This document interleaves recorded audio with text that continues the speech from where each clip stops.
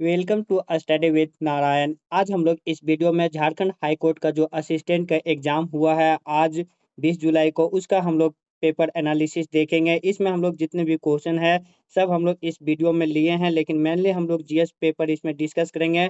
बाकी पूरा question Telegram channel में अपलोड हो जाएगा, आप सब पूरा क्वेश्चन वहां से जाके देख सकते हैं।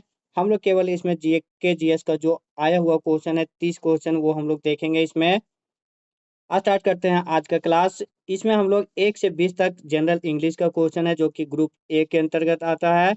बाकी 20 से 50 के बीच जो है वह जीएस पेपर का है, जनरल नॉलेज का, वो हम लोग देखेंगे ग्रुप बी में।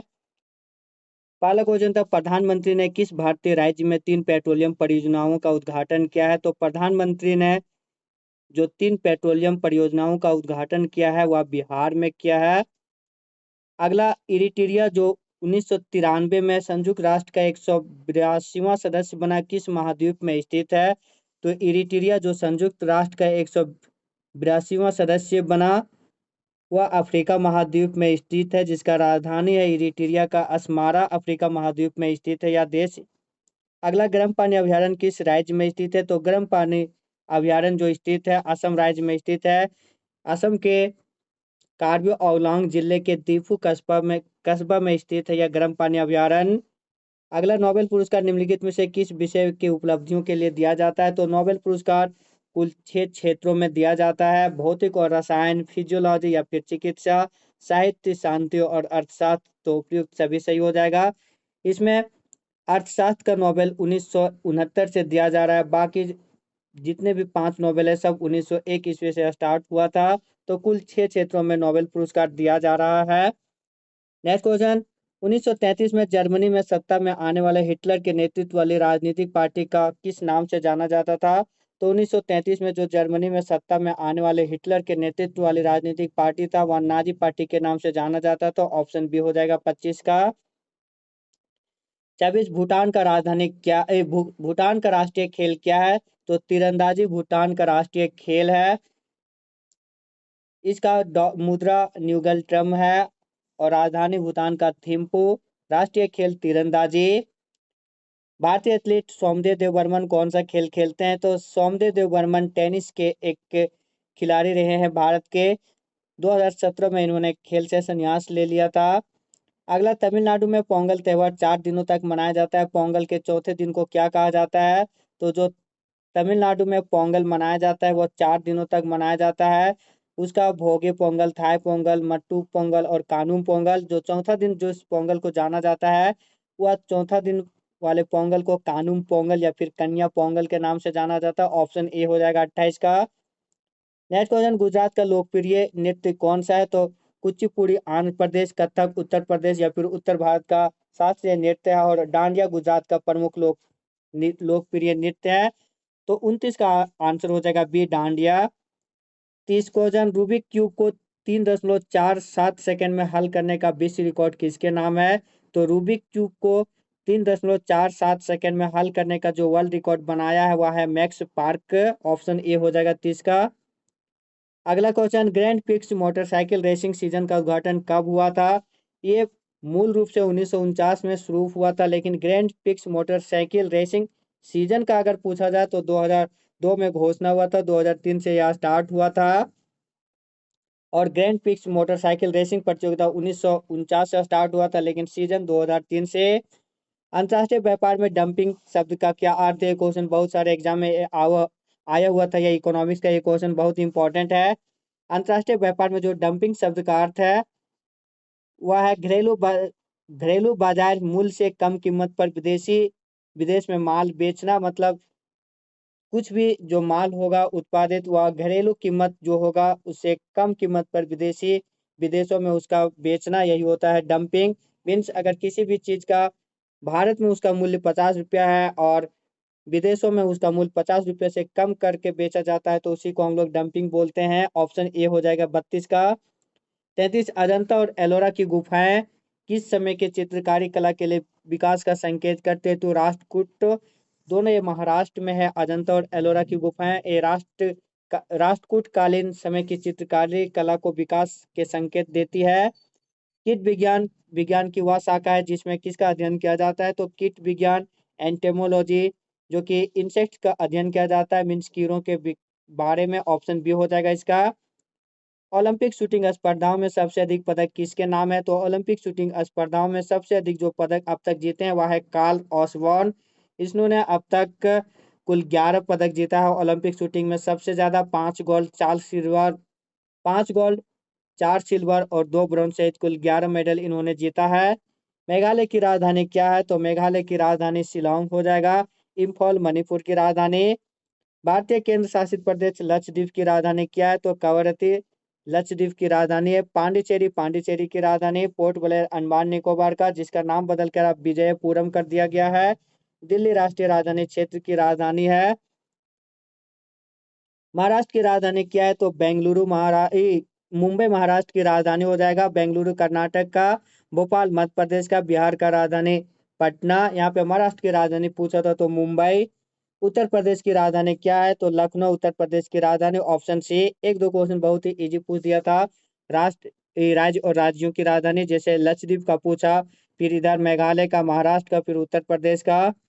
अगला ग्रैंड सेंट्रल टर्मिनल, जो कि पार्क एवेन्यू न्यूयॉर्क में स्थित है, दुनिया का क्या है, तो ग्रैंड सेंट्रल टर्मिनल जो न्यूयॉर्क में स्थित है अमेरिका में, वह दुनिया का सबसे बड़ा रेलवे स्टेशन है। इसमें कुल 44 प्लेटफॉर्म और 67 ट्रैक है। तो आप सब इमेजिन कर सकते हैं, कुल 44 प्लेटफॉर्म, मतलब ग्रैंड सेंट्रल टर्मिनल न्यूयॉर्क में कुल 44 प्लेटफॉर्म और 67 ट्रैक है। तो ये क्या है, सबसे बड़ा रेलवे स्टेशन। अगला, प्रथम अफगान युद्ध कब हुआ था, तो 1839 से 42 के बीच प्रथम अफगान युद्ध हुआ था। तो यहाँ पे ऑप्शन ए हो जाएगा 1839।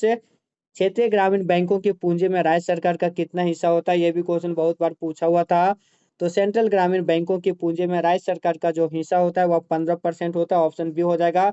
50% सेंटर का हिस्सा होता है, 35% वो ग्रामीण बैंकों जो बैंक प्रायोजक करता है वो, और 15% राज्य।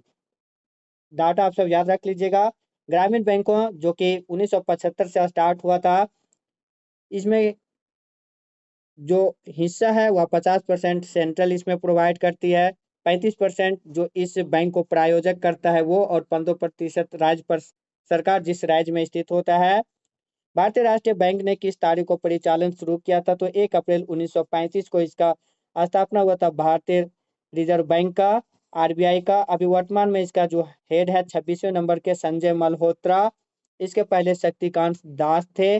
भारतीय रिजर्व बैंक का मुख्यालय मुंबई में है। 1935 से 1937 2 सालों तक इसका मुख्यालय कोलकाता में था।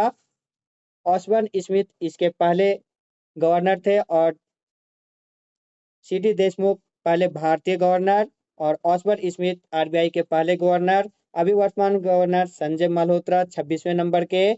इसका राष्ट्रीयकरण 1 जनवरी 1949 को किया गया था। अगला क्वेश्चन, भारत के प्रधानमंत्री का चुनाव कौन करता है, तो भारत का प्रधानमंत्री का चुनाव जो विपत्ति बहुमत दल के जो नेता होता है उसी को प्रधानमंत्री बनाया जाता है मैक्सिमम। तो उसमें से जो सदस्य होता है संसद का सदस्य, चाहे वह राज्यसभा हो या लोकसभा, दोनों मिलके इसको चुनाव करता है।